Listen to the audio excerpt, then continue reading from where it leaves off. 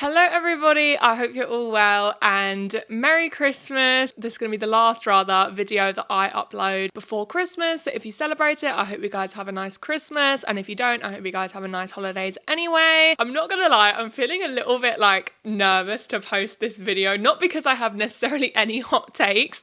No one asked for this. No one asked for a 7,000 word long script about the TV show Hell's Kitchen, yet here we are. I thought for the Theresa Christmas special that I would film something which actually is fun and that I want to film. So I'm going to be talking about my favourite reality TV show ever, which is Hell's Kitchen. Me and my boyfriend started watching this show a few months ago and we were instantly obsessed. We've watched more of the later seasons. We've basically watched seasons 9 through to season 16, I believe. I would have watched the older seasons, but the quality is actually so bad it looks like it was filmed in a potato. And I don't want to do that. I have rights. And just because I love the show does not mean it is absolved of any criticism. So I'm going to be doing a nice deep analysis of the show today. Very spoiler heavy. So grab a drink, grab a snack. I think we're going to be here for a while. I guess I froze. I mean... You froze? What else do you want me to say? You haven't even defrosted. And just before I get into it, I would just like to thank today's sponsor, Intermina. I've worked with Intermina before. They are friends of the channel. They've sponsored me before and I absolutely love working with them. They specialize in all sorts of period products, specifically period cups. And obviously I love their products, but on top of that, I love Intermina as a brand because they have a very open and no nonsense approach to periods. They are very diehard on ending period stigma and starting to have open, honest conversations about periods because there is nothing embarrassing about having a period. And they actually sent me over one of their bundles. The bundles they sent me over is the Urban Warrior bundle, and already I love their bundles because you can save money, but also they do offer free shipping with their bundles as well, which is a nice little perk. So let's actually talk about what comes in the Urban Warrior bundle. It comes with all these products here. It comes with the Lily Cup Compact, which I've spoken about on my channel before, which comes like this, and it also comes with a little case as well. It's ideal for people with a light to medium flow and offers up to 8 hours of protection. And the bundle also comes with an original Lily Cup, which I've also spoken about before. These can be rolled as thin as a tampon when you insert them, and these are more ideal to people with a heavier flow and with a higher cervix, as they offer complete comfort throughout your period. The bundle also comes with a water-based feminine moisturizer, which guys I really like. This contains aloe vera to supplement your body's natural moisture. And the last thing the bundle comes with is an alcohol-free intimate accessory cleaner. And the way that this works is you just spray it onto one of your cups, leave it for 5 seconds, then give it a nice thorough rinse with some water and dry it off with a towel, and you're all good to go. It's alcohol-free, so it's completely safe to use on all of your period products, and it removes surface impurities in just 5 seconds, so it's a very quick and comfortable process. As you guys can probably tell, all of these products are perfect for when you're out and about and on the go, so you can feel not only comfortable but also confident whilst on your period. So if you guys want to check out any other of Intermina's products, especially their bundles, make sure you click the link in the description. Thank you again, Intermina, for sponsoring today's video. Part 1, the premise. Hell's Kitchen is a cooking reality show hosted by Gordon Ramsay, which first aired in 2005 and is still on the air to this day. 12 to 18 chefs will compete against each other in teams, the red team, which is women, and the blue team, which is men, apart from 2 seasons where they weren't split gendered. The prize up for grabs is usually a very prestigious, high-paying job as an executive chef in one of Gordon Ramsay's restaurants. Each episode follows a very similar structure. At the beginning episode, there is a challenge where the teams compete against each other and usually have to cook some kind of dish, and usually Gordon Ramsay will bring on a guest judge such as Wolfgang Puck. They wheel him out literally every single season and people still act shocked. But anyways, the winning team wins a prize where they usually get to leave Hell's Kitchen and do some kind of fun activity, and sometimes even get to eat at a super fancy restaurant. But what's really funny to watch about these challenges is I don't know whether the budget started running lower in the later seasons, or whether they just started running out of ideas, because when you contrast one episode in season 12 where the challenge winners got to try these teaspoons of caviar and some were worth thousands of dollars versus I think it was season 17 where the winning team got to go go-karting and eat a packed lunch. And the losing team has to stay in Hell's Kitchen and do some kind of mundane or sometimes even horrible task as a punishment. And sometimes during these challenges, Gordon and the guest judge will pick a standout dish, and that standout dish gets put on the menu for the night. So that adds sort of another layer of tension and drama, because now that chef who made that standout dish is now responsible for how the rest of his team executes that dish. The main bulk of the show is the dinner service, where Hell's Kitchen opens its doors to the public. Don't even get me started on that. And both teams will do a dinner service. There's red tables and blue tables. Raw steak! And he goes like this, as he's performing for the Oscars. And the teams will cook their tables, starters, entrees and desserts. And the chefs are assigned to different stations. There is garnish, tableside, meat and fish. I'm getting so self-conscious that this video isn't going to be good. Who asked for this video? And at the beginning, because there are so many chefs, there will be a lot of chefs who are floating around stations in between stations as well. And the easiest stations is definitely tableside and garnish. But if you want to stand out, you want to go for meat or fish. And whichever team loses has to nominate 2 chefs for elimination. And Gordon himself chooses who to send home. Now, this is probably one of my favorite parts about Hell's Kitchen, because you genuinely do not know who is being eliminated until they walk out of that door themselves. Gordon Ramsay will literally take someone's jacket, the elimination music will start playing, you'll truly think that they are going home for him to just announce that they're swapping teams. Josh, take your jacket off. Yes, sir.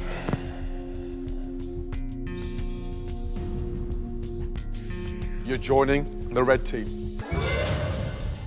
And you know what frustrates me about it? Is that it gets me every time. And what's so frustrating about this is, as much as I love it, there are definitely many contestants that I can think of off the top of my head, cough cough Josh, who overstayed their welcome, and they would have been up for elimination like 4 times, and then every single time you think that they're going home and they don't. They just swap teams. Also, let's just talk about the editing quickly. The editors on Hell's Kitchen were actually paid overtime. You can't convince me otherwise. And sometimes they were really doing the Lord's work. I'm not going to shit all over them. Those themed intros, the jungle, the circus. But sometimes the editors were actually menaces. And one thing which I can think of is the little next time segments. Now, I don't even know if I'm going to be able to find one of these to show you guys. I hope I can, so you guys know that I'm not going crazy. So you know how most shows will do like a next time on Hell's Kitchen? It will show a little sneak peek of the next episode. The editors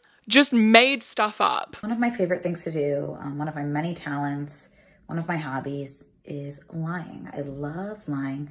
I love lying pathologically. I love lying through my teeth, and I love doing it every single day. They would literally chop up and manipulate clips and make you think that a relationship was starting, that 2 people had slept together, that people were physically fighting each other, for it to just never happen. And I'm not talking of like, oh, it nearly happened and it didn't. It just never happened. They just made stuff up. The Hell's Kitchen editors love lying. And I think what I find so strange about this is Hell's Kitchen is a really, really good show. Like, it doesn't need all of this crazy next time stuff for it to convince me to watch another episode. But then again, Hell's Kitchen was made not to be binged. It was made, they would release an episode every week rather than me watching 14 episodes in one day. We're not going to talk about that. But what is really interesting about Hell's Kitchen is seeing how far the show has evolved over the years, because obviously it's been on the air for around 15 years, I think. And it's interesting to see how the show's evolved. In the earlier seasons, especially season 1, it seemed that Gordon was purposefully choosing bad chefs.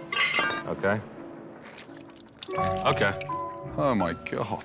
And it almost seemed like the goal of the show was to turn a bad chef into a good chef, and to turn a bad chef into a capable executive chef of one of Gordon Ramsay's restaurants. Meanwhile, in the later seasons, it's basically exclusively all professional chefs, or at least people who work in the food industry, like a food truck or a butcher. And even those people who aren't professional chefs are looked down upon in the competition. And the change is understandable. In the earlier seasons, even though Hell's Kitchen was still a very popular show, it was nowhere near as popular as it is now. And because it's so popular, more and more people apply every year, and the competition for the applicants gets higher and higher. And it's very difficult to get on the show because thousands of people apply every year. And as much as I do like the fact that the competition's gotten harder and harder over the years, I do miss some of the chefs being shit, because you know what, first of all, it's funny. Salmon roasted on a plank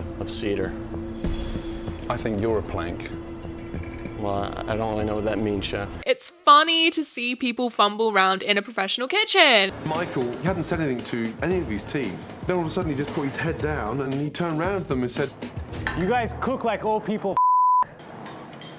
and I thought, my God. But also, I love an underdog. I love someone who has never worked in a professional kitchen getting further in the competition than an executive chef. And another way that the show has evolved over the years is the way that Gordon Ramsay treats the contestants and treats just the people around him. If you guys don't know who Gordon Ramsay is, I'm sure you do. But he's a very famous chef and he's very talented, but also he is basically famous for being really mean. And I can't lie, the compilation videos of his insults are quite funny, especially when you contrast it to how he acts on MasterChef Kids. You, off out of Me? Get out! Hey, excuse me, madam. Yes, chef. Me. How about you? You amaze me every time. Every night you turn up here, you amaze me. And he is still like quite mean and shouty in the later seasons, but he was so much worse in the earlier seasons. What do you do for a living? I am a culinary instructor. I own a recreational cooking school. How much do you charge? $300 per 3 to 4 hours. You seriously charge $300 to teach people how to make that crap? Yes, chef. I feel like I need some plastic wrap on my ass. He even used to badmouth the customers. No one who crossed his path went uninsulted. Do something well done. Can you just shut the up for 30 seconds?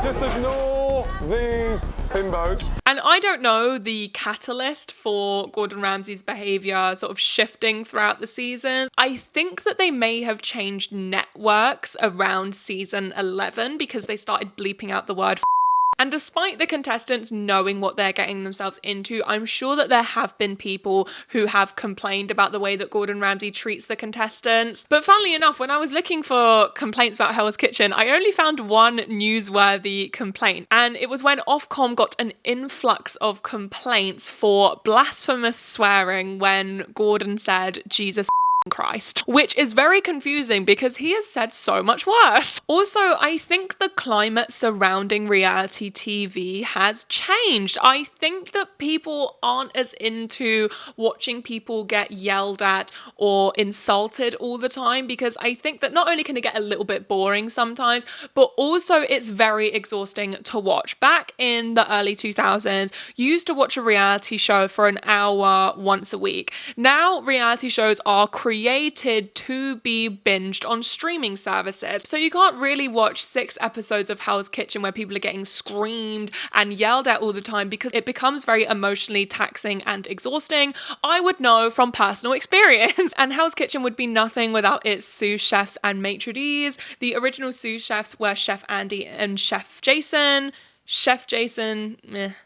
Chef Andy, Garboss. But they both ended up getting replaced by sous chef Christine, who was actually the winner of season 10. So it was actually very nice to see her back. And sous chef Jockey, who I love because he has such a thick Scottish accent that no one actually understands what he's saying. There's no new proteins in there, was it? Does what? Evening Red Team, she's a char grower. What? And then there are the maitre d's, which is basically the person who is in charge of the dining area. For a really long time, it was Jean-Philippe, who I'm sure had to quit to go to an osteopath for carrying the show on his back for so long. You must be all very excited to meet Chef Gordon Ramsay. I'm quite good in doing an impression of him. 1 spaghetti, 1 risotto, 1 crab. What is this? No! And then they replaced him with James for 2 seasons. Just James. And then he came back for a couple seasons, and then he ended up getting permanently replaced by Marino, who is okay. He does a good job, but he doesn't hold a candle to JP. But I definitely think the biggest reason why I love Hell's Kitchen so much, and just any cooking reality show really, is I can judge professional chefs from the comfort of my home without a single cooking qualification. Like, yes, I am going to judge someone for undercooking a halibut, despite the fact that yesterday, because I was so hungover, all I had for dinner was Yorkshire puddings dipped in gravy. Part 2, contestants I love. Now that I've explained the premise of the show and its key components and how the show has evolved, I want to start out this video positively with the contestants, which I love, because I think something which really makes Hell's Kitchen such a good show is its very wide range of contestants. You cannot talk about beloved contestants without talking about Sterling. He came 7th place in season 13. He was easily the most likable contestant that Hell's Kitchen has ever had, a ray of sunshine on that horrible blue team that he was stuck on. He was always so lovely and kind to everyone, even if they weren't nice to him back, because let me tell you, that blue team for a very long time treated him like shit, who were horrible to him for absolutely no reason. But I am going to talk more about this later in the video. And the blue team would actually being so mean to Sterling and alienating him so much, in my opinion, that Gordon Ramsay decided to move him to the red team, who at first complained about him being on their team, which, bitch, you should count your lucky stars that Sterling's on your team. But they all ended up really warming up to him, and a majority of them actually cried when he got eliminated. And guys, his elimination, I don't even think I can talk about it. You have been a phenomenal, relentless competitor. But I know that you're not ready to be my next head chef. You've been a joy to be around, and you've put smiles on all of our faces. And because of that, I want you to keep your jacket. I'll be right back. Can I get you anything? A gun. His elimination was just so wholesome, and he was the first ever contestant that Gordon let keep his jacket, and oh my god, I'm gonna start getting teary. It was very emotional. Everyone was crying, including me, and I'm pretty sure after the competition, Gordon offered him a job, and allegedly, according to the Hell's Kitchen subreddit, he turned the job down so he could be closer to home and do like work for his community and stuff. Next contestant I loved is Nick. He came 5th place in season 13. He's a really good chef, and he made a really huge improvement between his season and the All-Star season. But I think the reason I loved him the most is because he was just so funny. And also he looks freakishly like my stepdad. Sorry, I had to get that out there. And another thing which made me love Nick even more, which made me a die-hard Nick purist, was that he was done so dirty on the All-Star season, but I've dedicated an entire section to this video for that exact purpose, to talk about it, okay? So I will circle back to that later. As I said earlier, I love an underdog. A dark horse of the competition is always my favourite, and I think my favourite ever has to be Mary, who was the runner-up in season 11. She actually wasn't a professional chef, she was a butcher, and she got off to a pretty weak start in the competition, and I think because of that, a lot of people really underestimated her, used to throw her under the bus all the time, used to try and get her eliminated as many times as possible. So already her fellow contestants were underestimating her, and what definitely didn't help was she does have the voice of a cartoon pixie. See if we can get that high-pitched squeak into a proper voice. Yes? Yes, chef. Let us know when you're 2 minutes out on those scallops. The decibels in her voice seriously start to make your ears bleed. Susan, did you hear? Are you trying to sabotage me right now? My next favorite contestant is Scott, who was the winner of season 12. And a very big reason why I loved him is because he beat Jason, who I hate. And Scott beat him in the final. And thank God for that, because Scott was an angel sent from above. First of all, he would always talk about how much he loved his wife and kids. Of course, to my beautiful family, who is, as you all know, is everything to me.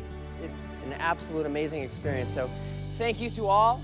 And I know the bar is on the floor, but I don't care. And then once he won a challenge where the prize was a shopping spree, and he spent nearly the entire shopping spree on stuff for his wife because she was at home looking after their kids. And the next contestant I love is T, who was the runner-up of season 13, who, we're not going to talk about All Stars. We aren't going to talk about her All-Star season, who was easily one of the most talented chefs to go on the show. And honestly, I'm certain that she would have won her season if she wasn't on her season with Megan, who was easily one of the best chefs in Hell's Kitchen history. Underneath, that is raw, and it's too bad. It was raw. Raw. Frank was probably one of the most unhinged contestants to ever grace the show, but in like the best way possible. Honestly, I think he was a himbo through and through. He gave Gordon a handwritten letter thanking him for saving him after the elimination and thanking him for the opportunity to be on Hell's Kitchen. Frank, I love you. Thank you so much. Thank you. What is that? A love note, huh? Young man, I really appreciate what you wrote to me.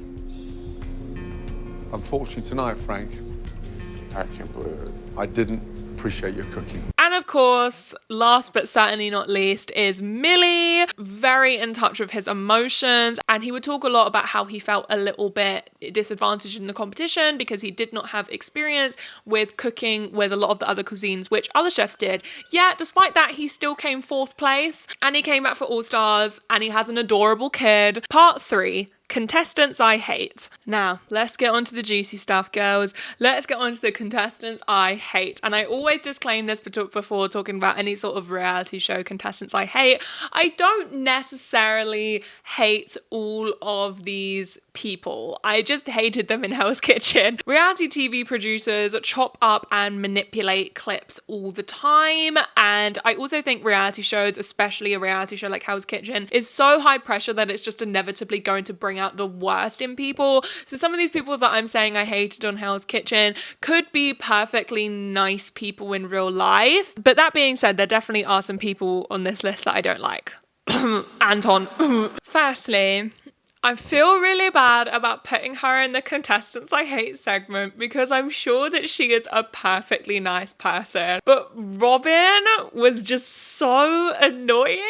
And I think a big reason for this is because she was just always on 110%, but in like the worst way possible. She was just always yelling in every time she was yelling. In the kitchen, she was yelling. In the confessionals, she was yelling. She even yelled at Gordon Ramsay. She had no fear. And in a way that actually made her kind of iconic. Get out 3 minutes ago, so 4 minutes for it to cook, so 7 minutes ago, chef. Yeah, maybe 17 minutes ago. True. My 2 fish came back with you. Hey. Get in my face. I am in your dog. No, they won't because they respect me because I come in here with 250%. Oh my God. And another thing which really irked me about Robin, which again, because this series was filmed a long time ago, I'm sure she's changed, is that she really hated her team, which was understandable because she was on the red team in season 10, and it's pretty well known amongst the Hell's Kitchen fandom that they were batshit insane. But first of all, Robin was very much part of the problem. And second of all, she would always say, see, this is why I don't hang out with girls.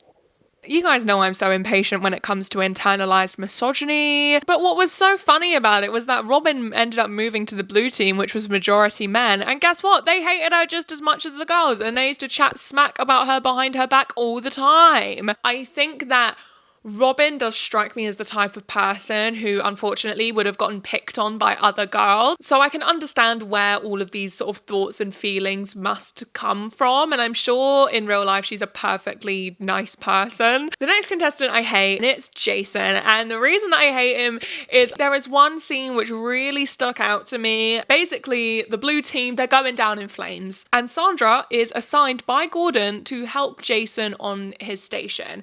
And Jason gets so frustrated and angry about this because clearly his masculinity is threatened, is that he screams directly into her face. I'm doing what Chef tells me. Did he tell you to fucking tell me what to do? No.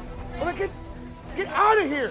Don't push me with a knife. All right, move away. There's no need to argue. Why are you cutting it open? Because your fucking chicken is raw. I know, because it's not on fire yet, you dumb little... What? It's not on fire. Now, I believe that screaming in anyone's face is horrible, but I think that when men feel comfortable getting up in a woman's face like that, especially when they're a whole foot shorter than you, I don't know, something about it just doesn't feel right if you're comfortable doing that. Okay, I'm editing the video now, and looking back at all the clips, maybe calling him a misogynist was a bit too far, and I think I'd take that back. Is he getting all up in a woman's face? Yes.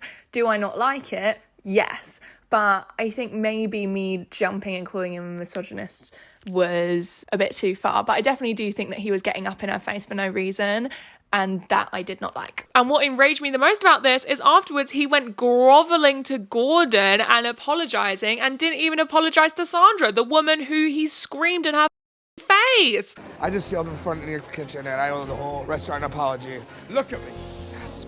I told Sandra to get on there. Josh started out with such high hopes. He was very starstruck by Gordon Ramsay, which was actually really nice to see. And he was just a very charismatic person. He was an okay chef and he had a very charming smile, but he just kept up, which is fine because Frank up and he was on Contestants that I love, but Josh would just never take any responsibility for it, always push it onto other people, and you know, it just wasn't a bit of me, babes. And he just turned into this villain, which was so disappointing.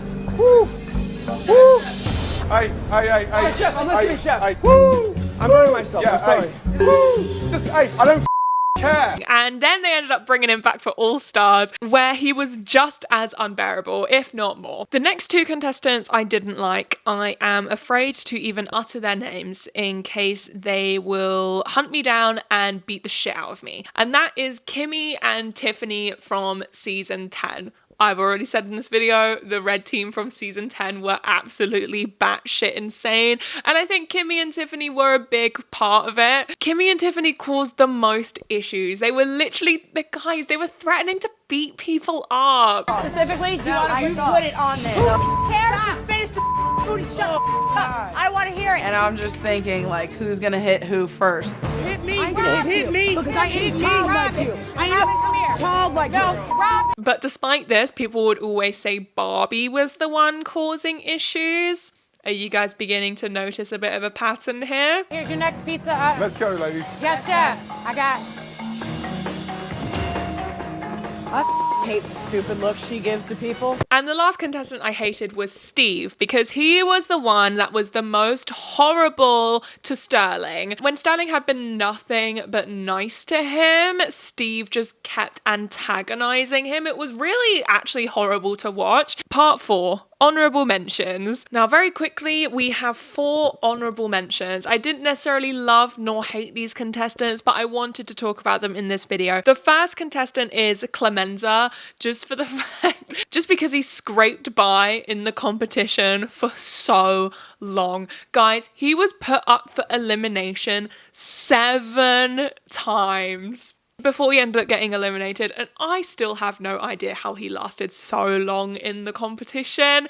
But this is also what I love about Hell's Kitchen, is I feel like it's a given in most reality shows that people will end up in the bottom twice before they get sent home, 3 times at a push. Hell's Kitchen, you genuinely cannot predict it. They will keep someone in the competition who's been in the bottom 5 times. And I love it. You know, bitch. What it is to who it is to how. I find that a little offensive for you to point your finger at me. You haven't got it. Man, how you like me now, bitch? Whoop the This ain't my first dog and pony. What it is to who it. The next honourable mention is Brett, who was very easily one of the most passionate chefs on Hell's Kitchen, but his passion would make him come across as like quite crazy. If he lost a challenge, he would end up throwing these like massive temper tantrums, but because he was 6'4", he ended up looking like a giant toddler. Disgusted with myself, Phil. And unfortunately, before he came back for All Stars, he had to leave the competition early because he took his back out doing a shit. I wish I was joking. I'm not. Oh, shit. Oh, why does shit happen? I completely forgot to say this in the video, but my next honourable mention was Rochelle, just for the fact that she had a nervous laughter problem, which is exactly what I have, so I relate to her heavily. Roll the tape. Come here, you. Let me tell you something. I didn't mean to giggle. I'm sorry. You make me giggle. Now, without giggling, keep a straight face and give me your jacket. Oh. And the last honourable mention is Randy, who was very much an all-American type of guy. Like, if he was an animal, he'd be an eagle. And he's a talented chef, but he doesn't have a lot of experience with different cuisines. And he talks about this quite a lot. And a lot of the time in Hell's Kitchen, a part of the challenge is that you have to cook with all sorts of different cuisine, which a lot of people don't have much experience with. And every single time, Randy would say in the confessionals that he has no idea what he's doing, that he's never cooked this before, so he's just gonna make it into a burger. Yet he pulled it out of the bag every single time, and it got to the point where even the judges were saying that his food tasted so authentic that you would have thought that one of their mums had made it, even though he had no experience in it. It all comes down to Randy, who'll need to score higher than any other man has so far. I used the bacon grease to try to incorporate some fat into the ostrich when I made my burger. Even though it looked like Duke, tasted great. Yeah. Thank you, Chef. I'm gonna give you a 4 for this. I'm gonna go 4 too. 4 too. I'm gonna give it a 4 too. Yeah, great job. Part 5, challenges and punishments. As I said earlier when I was explaining the premise, the first half of the episode is typically taken up by a challenge. And challenges, a lot of the time, always start out with something being dumped on the floor. And a lot of the time, the losing team will have to clean up whatever is dumped on the floor. I remember there was one time where they just dumped a load of coins on the floor and the losing team had to sort through all of the coins. Like, what has that got to do with cooking? It was just completely tedious. Then again, the Hell's Kitchen producers chose psychological warfare. No particular challenges really stand out to me, apart from I do love Taste It Now, Make It. But I really want to talk about the punishment. And sometimes the punishment is just prepping the kitchen. Other times the punishment is something very petty, like sorting through coins. But other times they usually do this at the beginning of a season, and they usually do it once or twice, and I hate it. I hate it. They will like blend up a smoothie of like gross ingredients which aren't meant to be in a smoothie. A lot of the time it's seafood, and then they'll make them drink it. I hate it, guys. I hate it because like people will start throwing up and it's just too much. Part 6, the blind taste test. So the next part I'm actually really excited about. So one of the challenges in Hell's Kitchen is the blind taste test, which they do every single year, and it's so fun, where basically the chefs are blindfolded and they have to try different foods to test out their palate. So many people just flunk it every year, and me and my boyfriend have been convinced that we would absolutely kill it on the blind taste test. And I remember the later the seasons got, the more elemental it got. Is that a word? Like, it used to just be trying out foods. Then next thing you know, there's dunking tanks. And then in later seasons, they're being flung with mashed potato and gravy. I'm pretty sure one season there was a camel there. But one thing I will put my hands up and admit is that it probably is a lot harder for the chefs on Hell's Kitchen to do a blind taste test. First of all, there are a much wider range of ingredients in Hell's Kitchen than there are in my kitchen. Have you seen the size of my fridge? And also sometimes they puree all the ingredients so you don't have sort of the perk of texture. And also when Gordon's decided to start throwing food at people, their senses are thrown off a lot by being like covered in other food like gravy or mashed potato or tomato sauce, stuff like that. But me and my boyfriend decided to try it anyway because it was really fun, and I bought Chef Whites especially, and this is my boyfriend's first time on the channel, so make sure you guys are nice. And also I'm not wearing makeup in the next clip, so be nice. But yeah, enjoy. Fire. Fire. I already explained this at the beginning of the fire. I already explained this at the beginning of this segment, but it's over for love. Oh my god. Oh my god. And we love Hell's Kitchen, and our favourite challenge is the blind taste test. It's the best challenge ever. So, sorry, I feel like I'm doing all the talking. So, what are we doing today, Lem? Today we're doing the 19th annual blind taste test. Yes, and we're going to blindfold each other. Won't be the first time. Can you make sure it's stuff that I like? No, Lem, I'm being serious. You know I don't like shit like that. Don't do that. I don't. I'm gonna do to you. Just like put like mushroom. I don't even have a mushroom in my house, but I've already sabotaged my own palate by having like literally 20 Maltesers. Oh, is the chef hat getting in the way? Oh, it's never getting in the way. Stop making the chef hat sexual. Oh, he's going in the fridge. Oh my god. Oh my god, I'm so nervous. I'm so nervous. Now the blindfold's on and the chef hat's on and I'm wearing my chef whites, it feels so much more real. You need to make sure that it doesn't like sound all ruffly so I know what it, because then I'm going to be able to suss out what it is. Ruffling stuff on purpose. Oh my god, don't hit the player, hit the game. That's an on purpose. Ah, get out of my ear. You can add the name of the thing. Oh, I need to pee? That's just I'm nervous though. You know you need to pee. I'm making it hard to identify, like I'm trying to disrupt the texture of it. I haven't. Oh my god. Oh my god. Oh my god. Oh my god. Oh my god. Oh my god. Tomatoes. Yes, it was. Oh, that's really hurting my wisdom tooth. Fuck. Makes it difficult to chew things. Take a proper mouthful. No.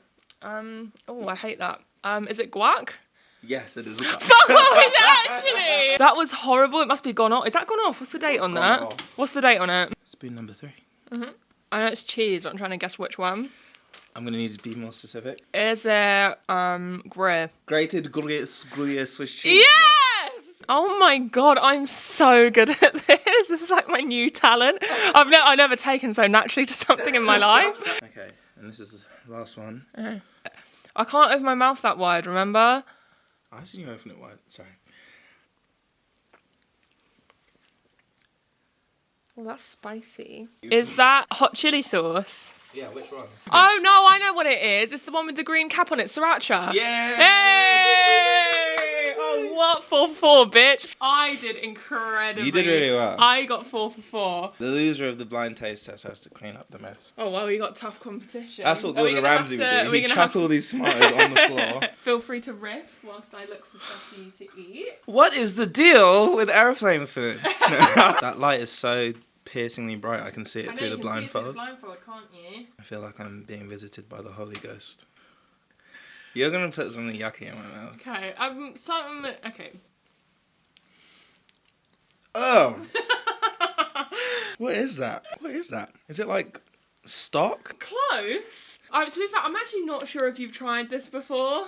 What is it? It's Marmite. Oh, no, I've told you I've never had that before. Oh, I'm sorry. You bastard. No, I let you into my life. I tell you my secrets, my weaknesses, and then all you do is use it against me. Oh, that stuff is fucking rank. Am I going to get in trouble with your British fans for not liking Marmite? I gave you such a nice stuff. It tasted like earwax. I thought you'd put your earwax in my mouth. Right. Soy sauce. Yes! Soy sauce, chef. Oh, I'm worried now. Alright, open your mouth. Tomato puree, chef. Yes! It just tastes so weird first going in, because I can't see it. I don't know why. Maybe because you keep putting rank raw ingredients in my mouth as well. Are you getting the cleaning products covered? Yeah. Bleach, chef. Hydrogen peroxide, chef. You're so fucking mean. It's vinegar. No. What? It's not vinegar. What have you done? What did you put in my drink? What did you do to my drink? Rice wine vinegar. No. Apple cider vinegar. Incorrect. What did you just put in my mouth? It is Worcester sauce. Oh. That's the 19th annual blind taste test over. What have I lost? You lost. I'm the cleaning winner. Lem's cleaning up. Editing Jordan. cutting in here just to say that if you are liking this video, give it a bit of love, because I'm editing it and I'm like, why am I making this? It's a new video for me. As you can tell, I feel nervous about it. But yeah, enjoy the rest of the video. This will be the last time that I interject. Part 7, racism and misogyny. It's honestly really depressing that every single time I talk about reality TV on my channel, I have to dedicate an entire part to racism. But me and my boyfriend watch a lot of reality TV, and I've said this before on my channel, but we've noticed a recurring pattern of black contestants being picked on, ganged up, and alienated by their fellow contestants. I noticed it in I Want to Marry Harry. The two contestants I'm going to be focusing on is Barbie and Sterling. Barbie came 3rd place and was on the red team in season 10, which was easily one of the most difficult teams to be on because everyone was at each other's throats constantly. And don't get me wrong, Barbie did lash out at times, but the other girls on her team, in my opinion, were acting so much worse. You had Tiffany having screaming matches with people 24/7. Trying to get rid of me. You want to get choked out? I'm you not want to get choked out, you dumb yeah.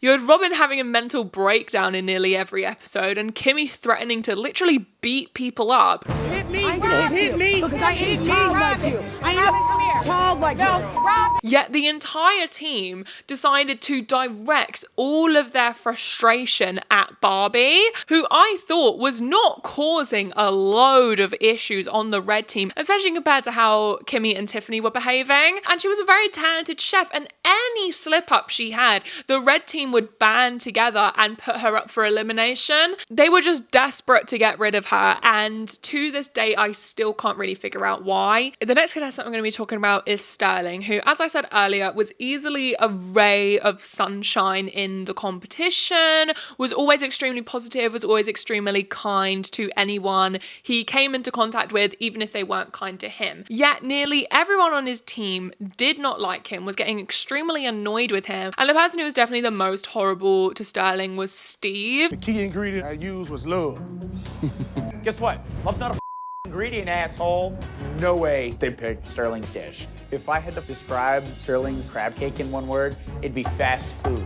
Okay, I'm coming back because the way that I worded it made it sound really confusing. So basically, Steve would just always antagonize Sterling, be horrible to him, say horrible things to his face and behind his back for no reason. As you guys can see, Sterling was always a very positive person on the team, was never horrible to anyone, so it didn't make any sense. I'm reading directly from the Hell's Kitchen Wikipedia. One of the moments was back in the dorms, the blue team was reviewing the menu, but Steve got annoyed by Sterling's antics and asked if he was dropped on his head a couple of times. And then in episode 3, back in the dorms, Steve said Sterling should have been eliminated and felt that he was not taking the competition seriously. Then when he told Sterling to shut the up, that infuriated Sterling, who called him out for being disrespectful. According to this Wikipedia, Steve then threatened to beat Sterling up. If you just go on Steve's page on the Hell's Kitchen Wikipedia, so much of it just has to do with the fact that he was completely antagonizing Sterling the entire time. And I'm pretty sure when Sterling and Steve's season was airing, Steve started to get quite a lot of criticism because Sterling very quickly became a fan favorite, and Steve decided to defend himself by saying the reason that him and Sterling were bashing heads so much,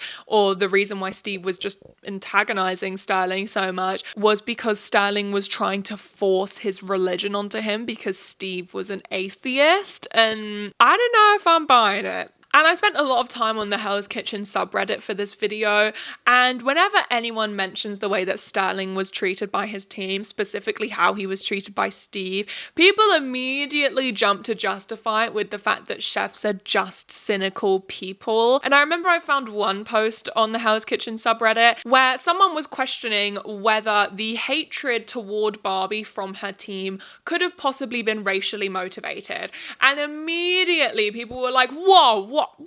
No, never. Come on, like, she was easily the most alienated person on her team, and people were acting so much worse than her. I think the misogyny present in Hell's Kitchen is absolutely fascinating, and whilst I was researching for this, I actually found an entire post on the Hell's Kitchen subreddit arguing that Hell's Kitchen is actually sexist towards men because the winners are majority women. Lord, give me strength. I think that some men who are professional chefs and some men who enter Hell's Kitchen are fighting a bit of an internal battle because despite the fact that the job of a chef is a very male-dominated field, cooking is still seen as a woman's job and possibly quite feminine because obviously, as we all know, women belong in the kitchen. So I do think that some of the men competing on Hell's Kitchen feel very threatened by the female contestants and that they feel that the female contestants are beneath them and that they are inferior to them, despite 12 of the 18 winners, including the last 6, being women. The most infamous misogynistic chef on Hell's Kitchen was probably Frank from season 15, not to be mixed up with Frank from season 13, our Lord and Saviour.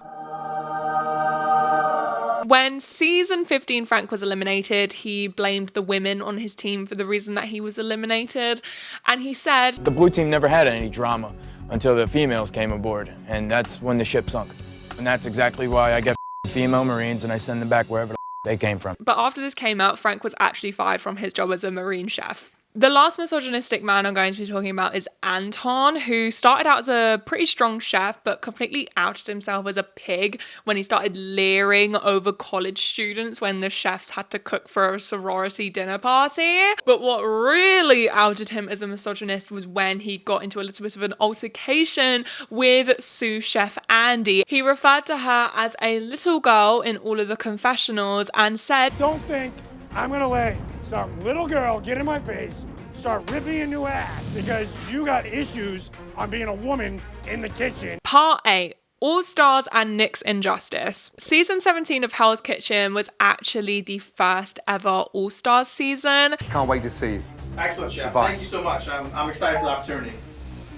Haven't got time to Benjamin. Where they brought back many well-loved and memorable contestants. Millie, Nick, Van, Giovanni, Michelle, Josh and Robin also made the cut. I'm joking, I'm kidding. As much as they do annoy me sometimes, they do make very good TV. What can I say? I am a slut for an All-Stars season. I love seeing old faces, but also I love that the competition is completely stepped up and the standards are so much higher because they are past competitors and they've done it before. And you can tell that Gordon was having a lot of fun whilst filming it. So much so that the next season after that was half All-Stars, half newcomers, and I can imagine Gordon saying that he was not going to come back for another season of Hell's Kitchen unless it was some kind of All-Stars season. But we're not going to talk about that season because it wasn't very good. But as fun as the All-Stars season was, I have a mammoth size bone to pick, and it is Nick's Injustice.